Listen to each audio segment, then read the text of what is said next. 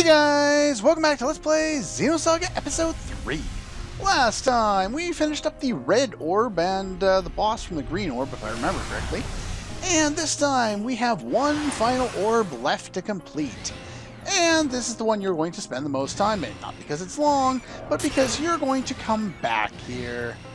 Yeah, if you notice when you come in here, there should be 3 of these guys right there. And then if you head up a little bit, I'll go back and get all the items. There are 2 more. Now, when you zone in and out of here, the 3 closer ones, they stick around. These 2 further ones, they do not. But it's pretty quick to get in and out of here. And the enemies around here, as I've said multiple times already, they drop some of the best stuff for selling in the game. So let's just take a look at my items for a moment. I got 52 Nano Repair DXs, a common drop around here. And these are the other ones. White Fragments, Crystal Spite, and Ether Cores. As you can see, you get them all in a relatively even percentage. This is just me going through the entire dungeon, but it's approximately like this when you're just fighting the enemies in here. So what that'll mean is pretty much all of that stuff sells really well. If I can avoid running into one of these guys. Yeah, so you get 1 fight with the Gnosis and 2 fights with the mechs. So chances are you're going to get a few more of the Ether Cores than you are of the other ones, but that's, you know, easy enough to get around. Because, well, just basically if you end up at the end, I think it's something like 80 to 100, you know, 100 Ether Cores, 100 Nano Repair DXs, and about 80 of the crystals and the white fragments.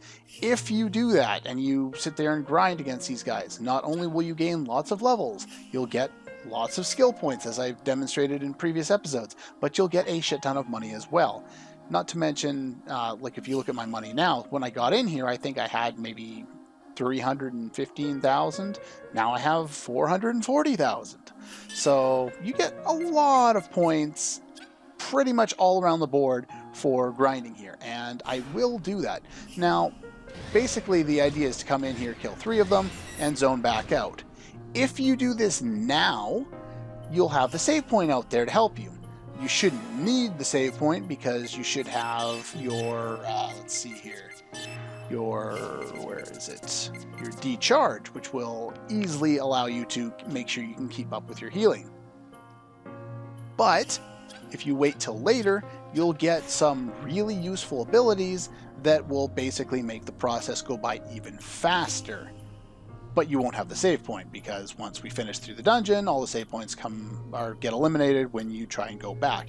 It also means that the shop is eliminated as well, to my recollection anyway. And if the shop's gone, then it takes a little longer to exit out of the EVS and go back there and then run back in all the way here. So it's entirely up to you how you want to do that. But I would highly recommend grinding that way because with the new skill trees that we've got there, the last section of EX skills, we have so many skills that we need to learn. Now, if you just keep going without doing that, you'll get your master skill by the end of the game. In fact, I can almost get it now. And then you'll be able to start on the next path. But there are some really useful abilities and stats that I would like to pick up for pretty much everybody going forward. Certain things like I don't really need that. Those are pretty much all things I want though. And don't need anything there except for the luck would be nice. Basically, some things are useful and some are not. So I'd like to pick and choose the things that I do want. Certain things will be useful coming up. But kind of the point that I'm trying to make is best place to grind in the game, even by the time you get to the end of the game. There's one other reason to grind somewhere else, and I'll get into that when we actually get there. Anyway, I'm going to clear out these enemies since we've already seen them all, and then we will collect the treasure. Okay, we finished up all that. Now, the reason why I went into such a long spiel about the items that we can get here and the grinding and all that is just because it really is so much better than pretty much anywhere else in the game. It's something that I will be doing myself because it's definitely worthwhile doing, and it allows you to take on certain enemies a little sooner than you otherwise would, and not even so much the levels, but just getting the right equipment. Speaking of right equipment, let's take a look at this. Let's see, I want to put that on you. So we have 9 slots now, so I got to redo all of your stuff, which shouldn't be too difficult. We want one of those. We want charge. And what else did I want to put on you? Clean. And I do have one other thing that I'm going to equip on you once I grab it, which should be shortly. And I'll be switching a couple other things around, and I've already kind of prepped up my other characters for that. So they don't have the most ideal setup right off the bat, but go. Now, where is my other item that's very, well, not very valuable. In fact, I think I can already buy it, but I'm cheap and I don't want to spend the money on something like that. Man, that contains nothing! It's in the next screen, isn't it? Yeah, it's in the next screen. Okay.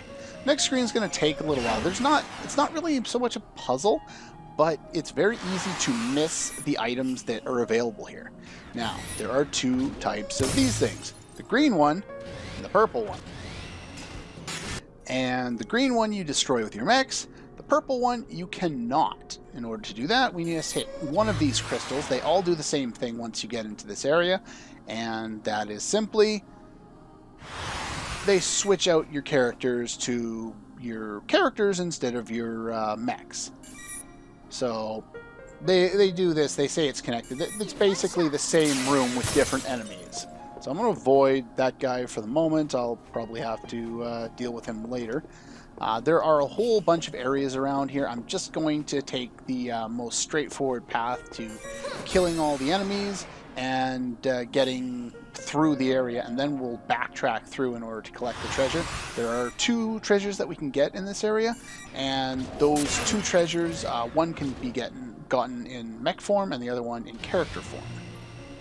Okay, so we'll kill that one. And I believe this is the crystal I want to hit. We'll go back and get all the treasure afterward, like I was saying there. It's just a little easier when you don't have to try and remember where each of them are and remember when you can get back to them. Because in most cases, you'll blow up something and then you'll have access to all these different paths. Like this one over here, you can see there's a treasure chest in behind there. I got to switch to my mechs in order to get access to that one. So I'll clear out the enemies off screen. Actually, I want to go blow up this one first. Here we go. That's the final one in character form. So let's switch over to the mechs, take care of that one last one, and then we'll backtrack and get the item that we can get in our mechs. I think it's toward the beginning of the area. Most of the enemies in here will respawn every time you zone in and out, so kind of be aware of that. So there's nothing over there for the mechs to get. So let's head on back here and grab the one item. I think it's on the right-hand side somewhere. Okay. I think it's all the way right back at the beginning.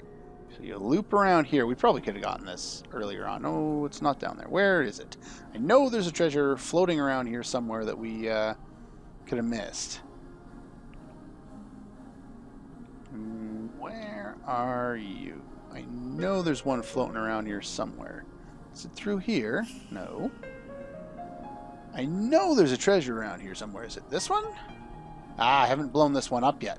I will be back with my characters to do that. Okay, I just ran back to the closest crystal, hit it, came back with the characters, popped it open, and in here we get EN1, which we already had access to, and in fact we can already buy it. But what I'm going to do now is I'm going to swap you to that, because you only need 820 in order to get 2 shots with your best ability right now. Then we'll give you that. Go over here and swap you to that one.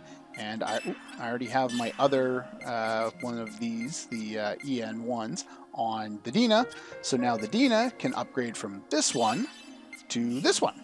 And if I wanted to, I could use this one over here. In fact, I probably will. I've only really been using that one to build up, because it allows you to get 3 hits. So it's easier to build up to some of build up your Anima gauge. So this one is definitely stronger though. In fact, these are some of the best abilities we get for quite some time, if not pretty much the rest of the game. So now we're pretty damn powerful. So now that we've done that, we want to hit the next crystal that we see, which is right over here. Eventually. There we go. And now we'll be able to go collect that one treasure that we saw before with our characters, assuming I can avoid running into the Gnosis that's floating around here. Good, because I do not want to fight them. I actually have my characters set up for the next time we'll actually do a character boss fight, so... Anyway, here we get something nice for Jin. And since we've had the same weapon for him for quite some time, I didn't need to buy that one, but I was stupid and I did. But yeah, basically, the one we have now had 10 evade, 10 luck. This one has 14 evade and no luck. Everything else goes up by a significant amount. Yes, please, I will take that. Now that we've done that, we want to switch out of our characters and back to our mechs, which I think there's one right here. There we go. Because we need the mechs in order to proceed to the end, which we probably want to do. There's only so long we can hang around with these guys. So there was a pink crystal here at one point that we killed the characters. If we came down here with the characters, there would have been nothing. So might as well do this. And you might expect that we'll be facing another boss. You'd be right. Okay, and just as easily as we swapped all of our gear around because we found those new things, we pretty much swapped it all back because everybody needs D-Kill R and D-Lightning for this fight, so that's set up there. In addition to Lightning, we just have these two since we have 2 extra slots now, Sensor because why not, and Charge Clean to remove some status effects if they happen to show up on us. Short Revenge and Short Counter could be good too. In fact, it's probably more useful than Sensor since the only thing... let's go for Revenge there. The only thing that D-Sensor can tell us is that they're strong against lightning, which from all the other ones we can pretty much guess. So you're stuck with that, back with the 85, so you can do 2 of those. And I'll stick you with your 451, you can stay with that. And again, the same ones you would expect us to have, D-Lightning. Anyway, I would not recommend Jin for this fight, even if you wanted to use him, because this one is strong for lightning. Jin's Garuda's Wrath, or whatever it's called, his 2nd level tech. That one is going to do less damage, obviously. And I don't have anyone built up to do any attacks, so let's just go straight off and beat the crap out of this guy. Normal attacks all the way. So let's take a look at the new one there. Instead of multiple beams, well, a whole lot of beams, it's only 3 beams. It's pretty powerful. I like it. And we've already seen this one. We haven't got a chance to take a look at the new one yet. Asher seems to have the best ability to build up. Doesn't really hurt all that much. That might, if it didn't miss. I must have gotten mine down on him. Yeah, increased chance of doing his counter, which again is why you want to make sure you have D-Kill R on. That'll avoid some of the damage there. But for whatever reason, Asher seems to get more Anima boost, Anima gauge as he does his attacks. I'm not sure why that is, but his ability here, specifically this one, is very effective for building it up really fast, which will be important in a couple of different boss fights going forward. Yeah, let's do one more round of normal, and then everybody will go Anima on this guy all at once. It's nice getting mine down on him because it will increase everyone's damage, especially when we go into Anima mode. We have skin down, which I'm not particularly worried about. This guy does have, there is some strategy, I guess, involved in this fight. I think he builds up some kind of counter thing, or maybe it's KOS-I. I'm not exactly sure how this works. I think he now targets you with skin down, or he targets characters that have skin down. I don't know exactly how this works. Anyway, I'm at full HP, pretty much, so let's just go straight in for all the damage.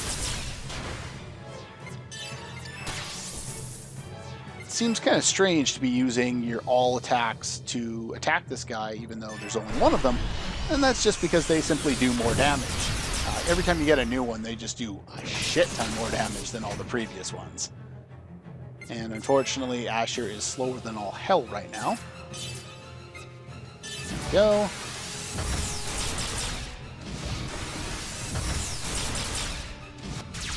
lasers.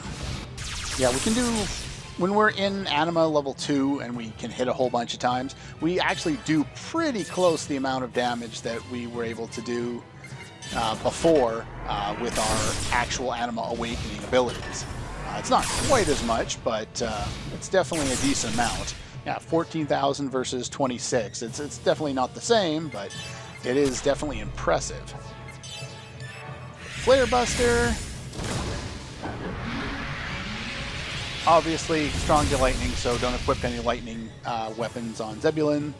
Kind of goes without saying, which is why I kind of didn't say it. Can I do 2 of those? No. Okay. We'll do these ones instead. Yeah, the powerful ones have low team values, so you don't get as many ambushes. Yeah, he nullifies against the physical element, so if you take a look at his HP already. I've dropped him down so far. And what I was talking about with Asher is actually kind of relevant here, too. So let's just get a couple of attacks in here. But yeah, when I do a couple of attacks with Medina, I don't quite get full Anima. When I do a couple attacks with Zebulon, I think I'm just shy of it, or maybe I just hit it. Yeah, I just hit it. But with Asher, actually, we'll just do 1 here. Just so we can get it all the way up there. Charge with you. Yeah, the Asher can do it 2 all in 1. And get all the way up to a full level really easily, unless he guards. That's not helping. But anyway, Anima level 1, let's finish this guy off. Basically, the point I was trying to get across with Asher there is that if you've lowered the enemy like I did to a really weakened state, and then you need to build up for another Anima, you only need 1 round with Asher, and assuming there's no guarding going on. Levels. And of course, as you would expect at this point, we got something very nice. After this one, we get an extra little cutscene, though. After the other ones, they just showed us the thing. This time, something's happening. Did they start resonating again? No, they're not resonating with us. They're resonating with the original Zohar that lies ahead. Resonating with good the or original bad? Zohar? You sure this is safe? I don't know, but the waves from the Zohar are definitely getting stronger. This phenomenon is probably being caused by... My damn father! In other words, we should assume that the Zohar has fallen into Dmitri Yuriev's hands. Well, we've already seen that. The one thing I kind of like about Chaos here is they're doing the slow burn. They've already demonstrated that he seems to know a shit ton more than pretty much anybody else. But they're doing the slow burn where he's kind of leading into things. It's like, well, that must mean that, and then he lets, Junior answer. It's one thing they've done with Chaos throughout the entire series is not have him full out explain all that he seems to know. And definitely doesn't reveal certain things that later on we'll realize that he actually knew a little bit about that, or all of this, or a little bit about that, or whatever. The planetary disappearance seems to be accelerating as the Zohar's power is released. How can we tell that in here? It will eventually cover the entire Galaxy Federation. We have to stop him before that happens. That would be a good idea. Yeah, we'll stop him. And we'll get Guinan back, too. Sounds fun.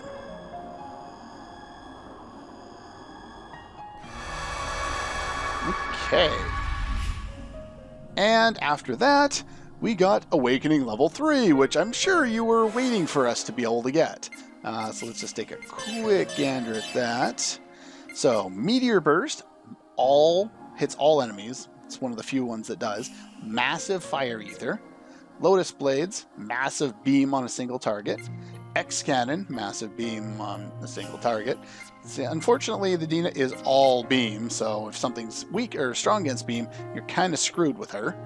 And then here we got massive lightning, single targeting. So yeah, the only one that hits all is this one. Ideally, you would want that one, but beam just seems to be the way to go around here. If you take a look at it, all beam. That's beam. That's beam. That's beam. Pretty much everything's beam. Anyway, let's head in here. I need to go and check something real quick and change my gear up. And obviously we can go forward, so I will see you in a quick sec. Okay, we're back, and we're going to run a little bit long today, just because I know how long the upcoming boss fight's going to be, and I got to make sure I'm at a good spot when we start at the upcoming fight. Otherwise, it's going to end up making for a super long episode. So, basically, come in here once you've done that. Make sure you avoid those, all the spheres now, because they will get in your way, and you'll be teleported into those areas. If you need to grind, the yellow one's there. If not... So, you finally made it. Yes, I have. The powers I gave you must not amount to much, my dear son. What the hell are you thinking doing something like this? He's insane. Your father is trying to take responsibility for the mistakes you children made. You should be grateful to me and stop complaining. What mistakes? Grateful. If you're not gonna stop, I'll make you stop. Oh? You're going to raise your hand against your own creator? I'm impressed you have the nerve. Seems to be a trend in Shut up! JRPGs. Stop this monster now! Or I'll kill you! Oh. Are you sure? Your dear brother is inside me, you know. Guinan, is your consciousness still there? Okay. The idea that Junior had was to come in here, stop his father, and rescue Guinan. Now he doesn't even know if his consciousness still exists. I'm kind of confused here. Guinan, can you hear me? You're wasting your time. His consciousness is deep inside me. Your voice won't reach him. It's another Unlike situation you, where things just sound a little This son weird. has served me well. Although I admit I was surprised when he killed me. Kind of Do a you strange realize how much line. blood has been spilled for your selfish ambition? Return Guinan to normal! It doesn't matter. It has all been a sacred sacrifice, so that I may transcend Udu. So you don't want to kill the God. point? You want to be I imagine you heard from stronger Sellers. than God. I am the first human being to make contact with Udu through the transfer experiment. Okay. I obtained this power then, To transfer but your body along with it, or your mind. I was implanted with an inescapable fear. As are pretty much anyone I who trembled comes in before contact with that Udu. fear. I struggled against it and ran. And eventually, I realized that this fear was in fact what shackles people to the human realm. And to overcome that fear requires the power of a god. I sought divine power, and learned it would be granted if the relics of God were brought together as one. So he thinks that humanity has hit a plateau, and because the reason for this plateau is because they're afraid of God. So his solution is to transcend God, become stronger than him, and go live with God. I'm confused. What exactly do you want to do here? That doesn't seem to make a whole lot of sense. That's why I've come here to Mictum. Now I will transcend the fear of God. I will surpass God's existence.